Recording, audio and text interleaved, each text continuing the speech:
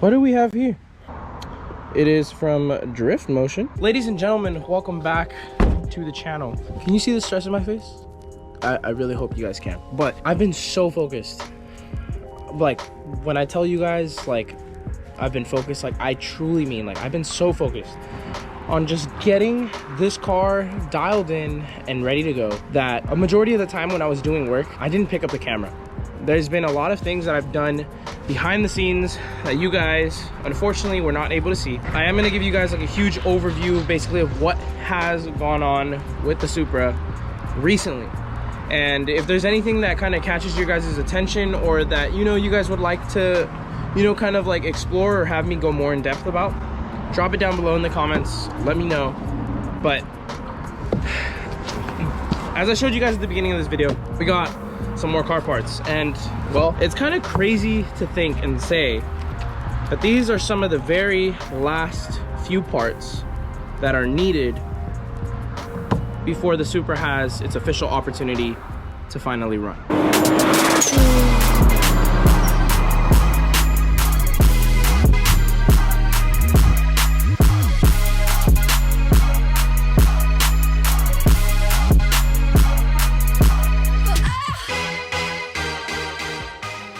So as many of you guys may know, if you're new to the channel, I am building my 1994 Toyota Supra. If you guys have stuck around or been on the channel, or have just come across it, maybe sometime recently, then you know that I've been building this car basically not from scratch, but from a whole new fresh point. For those of you guys who are new to the channel, my 1994 Toyota Supra project realistically started a couple years ago, and about 3 years ago I actually decided to pull the engine out, completely rebuild it, and just go all out when it came to just getting it done. I was just like, you know what, dude, let's just do everything. So we've kind of gotten to a point where I have a majority of the pieces that I need and a lot of things that have already been done.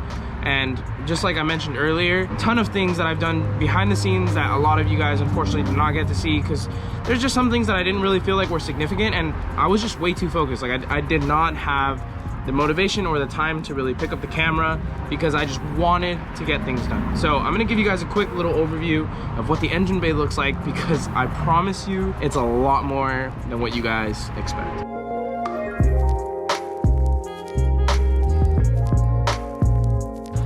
Please excuse the horrible fitment.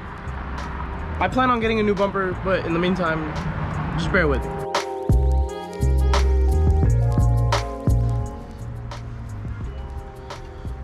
Well, ladies and gents, here she is. A lot has gone into this, like more than I feel like you guys will ever understand. For those of you guys who may have built your own cars at home or just completely redone stuff, then you guys understand exactly what I'm talking about when it comes to just doing a lot of behind the scenes work that other people don't see and realistically will never see or will never understand. And sometimes I wish like I would have documented it, but I just feel like it would have taken a lot longer. So please forgive me for that.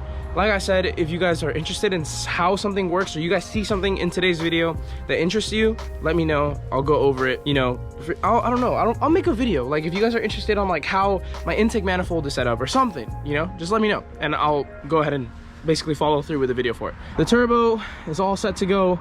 The only thing that isn't done is the turbo blanket is not mounted on all the way, and then some of the AN lines, like for my oil catch can by Freed Engineering, and the oil lines, which are the feed and the return for the turbo, are still not all put together. And that's where these parts come in, because I just ordered some heat wrap from Drift Motion in order to protect those lines from all the heat that is going to be happening on this side. I also wanted to heat wrap the brake line that literally runs from the brake booster all the way across behind the engine block next to the downpipe, because your boy doesn't want to catch on fire. Okay, realistically, yes, I'm gonna have a fire extinguisher, and that's gonna be for emergency measures, but like, dude, if you can prevent it, do the safety things first. Everything else is all set to go. Like I said, I need to tighten these AN lines once I get those heat wraps on there. The boost control solenoid, which is right here, I'll get you guys closer to it. The boost control solenoid is right here, and that is all vacuumed up to the wastegate. The wastegate is tightened up, and the dump tube is also tightened up as well. The alternator is officially wired in, which I did some nice tucking, so we, you know, got rid of all the stuff that was over here, and you know, basically rewrapped all of this in some nice plastic and electrical tape just to make it look nice and clean, because the dirtiness obviously was kind of pissing me off. Like I said, boost control solenoid, we got the serpentine belt on, which is actually kind of interesting because this serpentine belt is actually for an Audi, but I was reading on a forum, on a Supra forum, that same belt that goes on that Audi will actually work on a 2JZ as long as it doesn't have AC. I'm not running AC in my car because, one, race car, and two, I didn't really see the need for it. I never really used it. I'll probably regret it later on in the future. I have all the hard lines, but my compressor and my condenser were bad for the AC. It was constantly leaking when it did work. I don't know, dude. Like, I wasn't willing to pay $800 for a new condenser and a new compressor. If any of you guys know or have a hookup for all those parts, let me know. I mean, I might be interested, you know, in getting AC in the car, but in the meantime, just wasn't really a necessity. Other than that, the intercooler piping is all set, all mocked up. The air intake temp is all set to go. I have the blow-off valve all set up and basically routed for vacuum, and that is going to run next to this guy so that it's away from the sway bar. It's not touching anything, so you guys don't have to worry. There's enough clearance, and that runs up straight to the manifold. Everything is, like, you know, as tucked as much as I can. Like I said, there's things that are still need to get done. Like, I want to make sure that these lines back here don't touch the steering rack. This is for battery, and I mean, tons of stuff that I've done, which I can show you real quick. I'll show you guys a little bit of the underside of the car. So if we come down here, this is like basically right here where the brake is. In between, you can kind of see that you know, it's nice and clean. There's some wiring, yeah, but on the other side, this right here is actually going to be for the clutch. So this is my clutch line and the bleed line for the clutch. I still need to go ahead and zip tie this up. Here is the fuel filter, fuel line, also runs with the battery. I still need to go ahead and mount all those things. My O2 sensor is hanging. Transmission is all in and torqued, and as well as the drive shaft. So the drive shaft is all set to go. But if you guys can see here, the battery line is gonna run with the fuel line. So, you know, everything looks pretty good. I went and called Powerhouse Racing because I got their kit, and I'm gonna have a separate video where I explain, you know, just like what the kit is and what it has and how I'm gonna go ahead and run it in the car, because it is a battery relocation kit, so it'll be running to the trunk. But I called them just to verify and make sure that it was okay for, you know, basically being on the outside. They said that they intended it to be on the inside, but I ran it on the outside. I just felt like it was a little bit simpler, because then I'd have to take apart my whole interior, and I just wasn't willing to do that at the moment. So this is completely safe to be in the outer elements. When it comes to the interior of the car, there's still quite a bit of work that needs to be done. See that my shifter is in. Please excuse the mess. You can see that the shifter is very notchy. So yeah, obviously, well, you guys can't see that, but I have 3 pedals, and the clutch finally has pressure. Michaela came over the other day, helped me bleed the clutch, so we're all set there.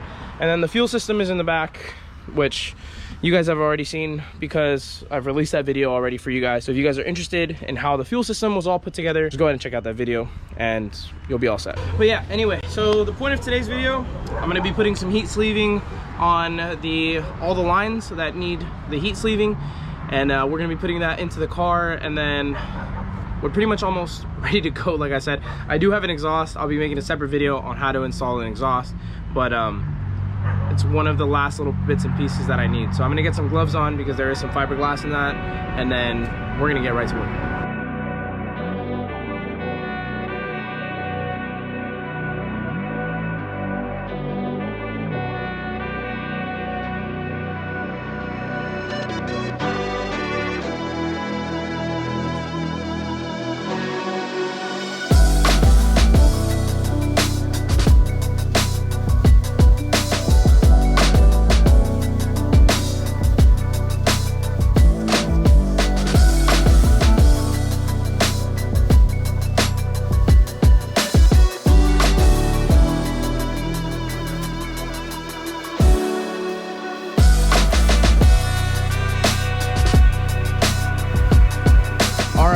So now everything is off. I got the 5 main lines that I needed to take off, and 4 of them are here. 4 of them are for oil, or 2 of them are for oil, which are these guys. So this is return, this is feed. The other 2 are for the oil catch can, which run behind the downpipe. And then the last one is the brake line, which is already actually connected to the caliper. And it is with a crush washer. I could take it off, but I'm just gonna leave it on, measure it, and then get it all set to go. But basically, from here, it should be pretty straightforward. Obviously, we got the big heat wrap, which goes onto the dash 10s, dash 10, dash 10, dash 10. And then the small one, which goes on the, I believe this is a dash 4, and then also a dash 4. So pretty simple. You're gonna slide it over, measure it, cut it, put it back on, and then I'm gonna secure it on either sides with some zip ties. That's really all it comes down to.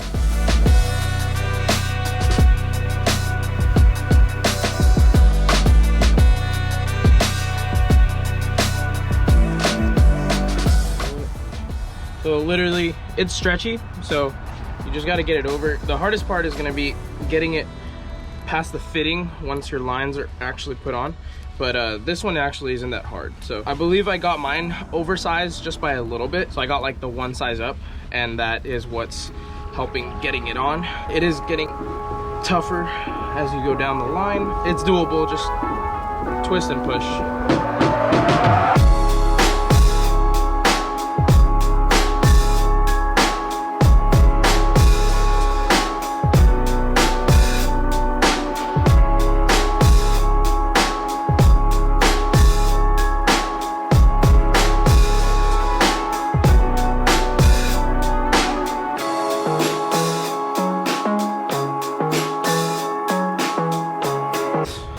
I feel a lot safer, good to go.